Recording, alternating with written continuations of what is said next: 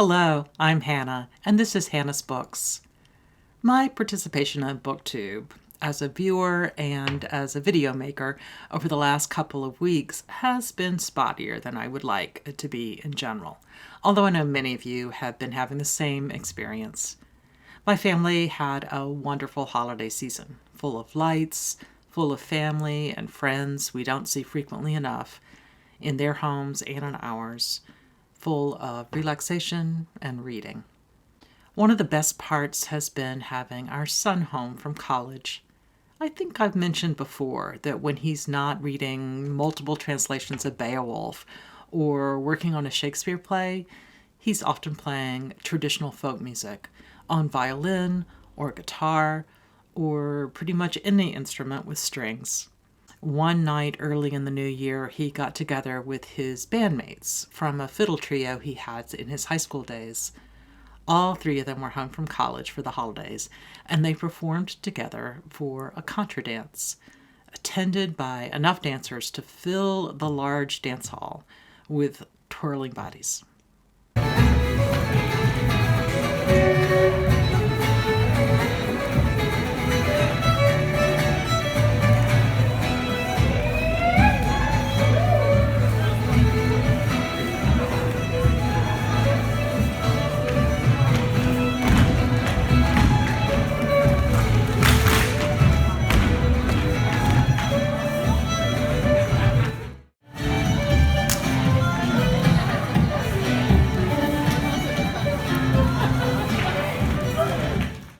It was a wonderful way to ring in the new year.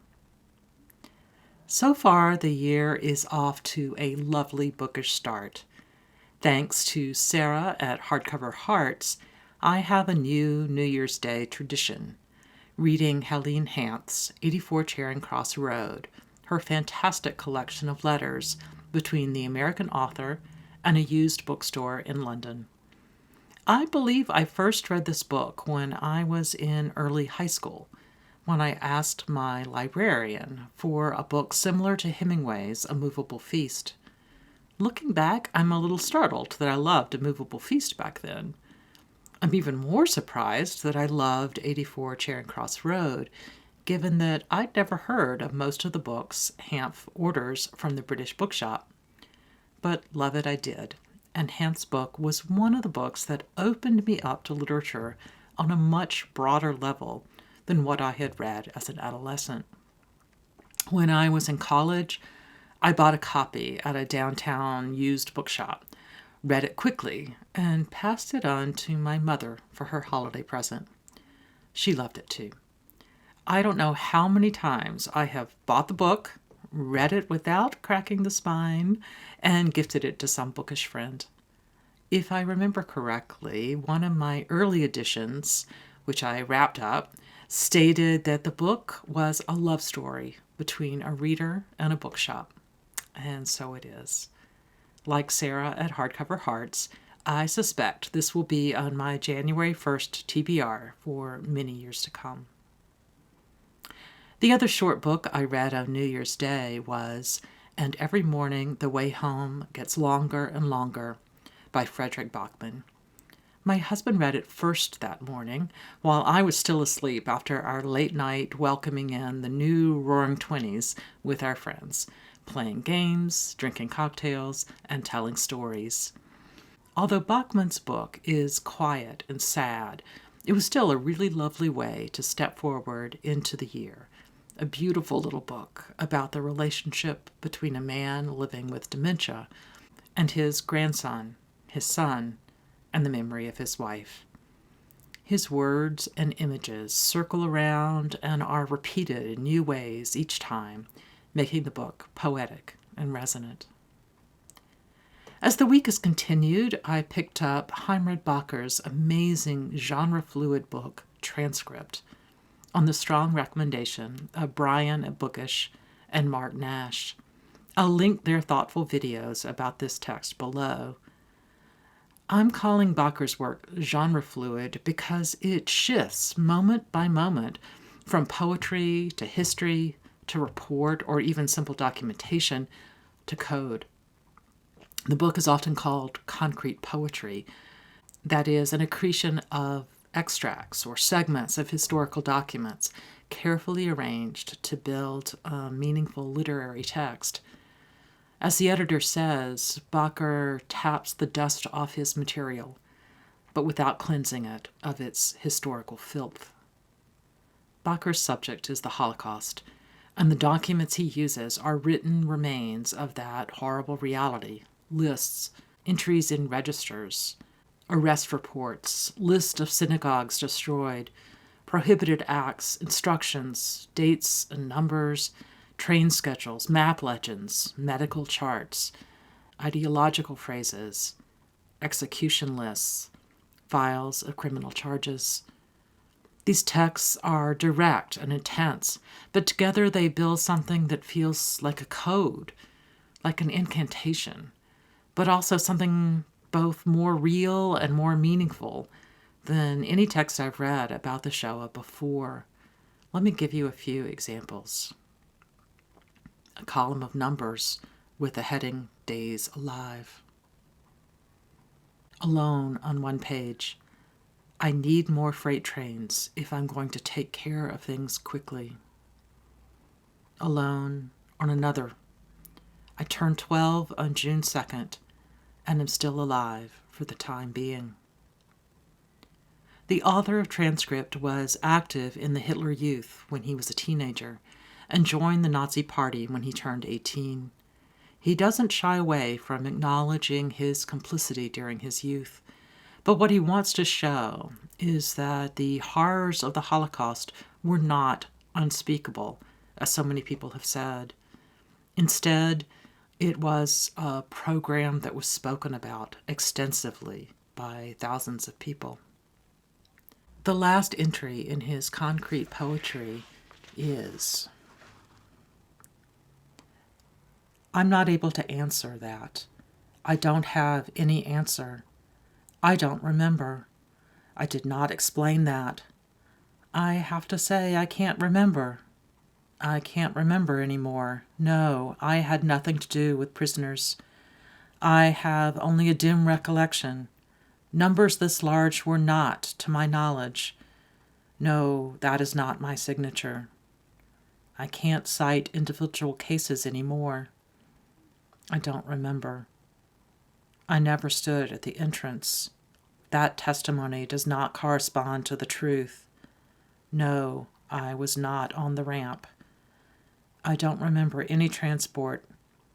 I don't know who was in charge of commercial operations. I don't remember. I couldn't say any longer. I couldn't say what kinds of measures were taken. I never performed any kind of duty on the ramp.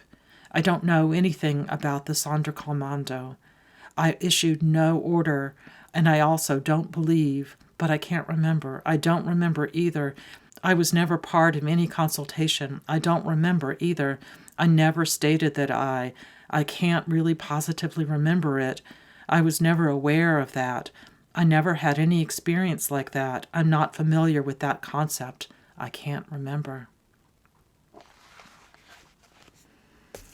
The sources for all of the quotes Bakker references in this and the other texts in the book are given at the back of the book.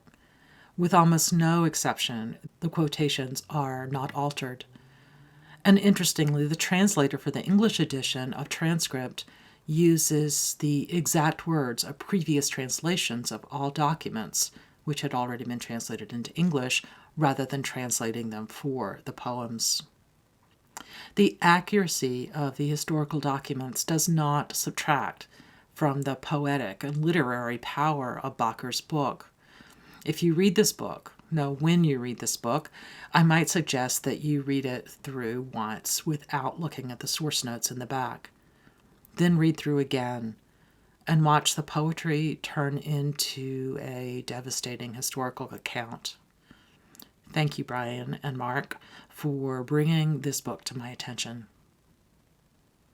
Well, after talking about such a strong and powerful read, I'm afraid we're going to change course for a moment.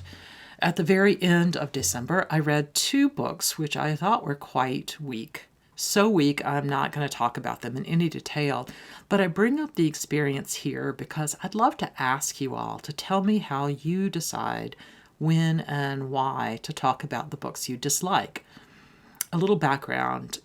Inspired by Cloak and Dagger Christmas, hosted by Kate Howe, Mel at Mel's Bookland Adventures, Carolyn at Carolyn's Reading Ramblings, and Kate at the novel Nomad, I read 2 soon-to-be-published books from NetGalley to review, one fiction and one nonfiction. I thought the novel would be a cozy mystery with a bookish theme, but instead it was mostly a poorly written romance for folks fresh out of college, most living near their parents in their hometowns. Really nothing for me to talk about, except perhaps the fact that a new genre seems to have developed while I had my back turned. Kind of an extension of YA about people just slightly older and their efforts to become independent adults.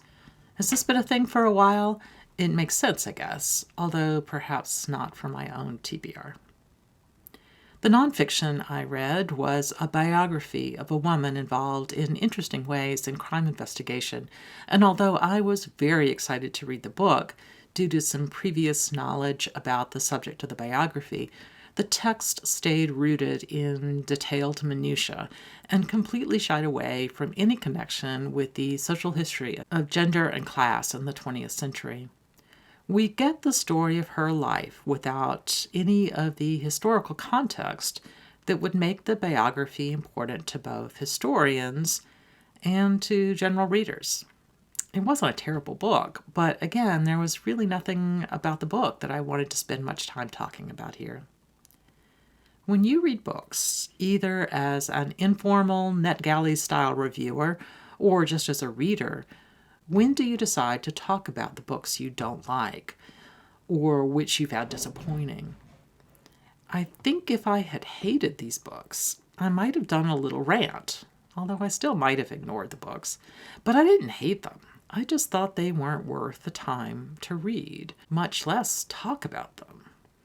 Any thoughts about how you handle this issue?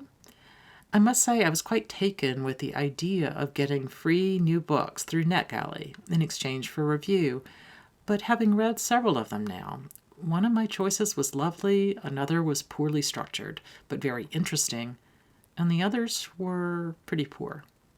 If they'd been library books, I would have immediately put them aside. If I continued to use NetGalley, I think I need to be more selective with future choices.